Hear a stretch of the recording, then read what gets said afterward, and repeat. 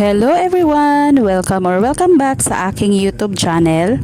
For today's video, ituturo ko po sa inyo kung paano magbayad ng loan sa GCash step by step. Sobrang dali lang nito guys. Panoorin mo ito hanggang sa dulo.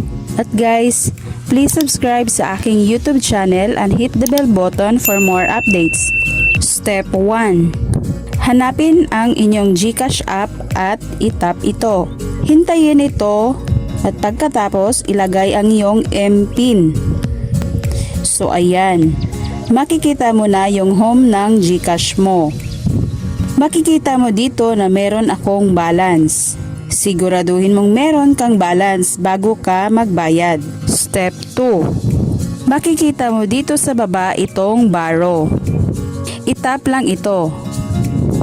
Meron dito GLoan, GGives at iba pa. Itap itong GLoan. Step 3. Makikita mo dito sa baba itong Pay Now. Makikita nyo dito yung due ko at yung monthly amount na babayaran ko. So ngayon, itap na itong Pay Now. Step 4. Ito yung payment due ko. Remaining balance na babayaran ko. At i-enter ang amount. So dito sa enter amount, ilalagay ko dito kung magkano ang ibabayad ko. Pagkatapos, itap itong next. Step 5. 950 pesos yung ibabayad ko.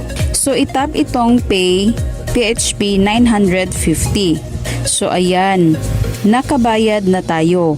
Ito yung receipt niya guys. I-download lang natin ito. Itap lang itong X na nasa upper right side.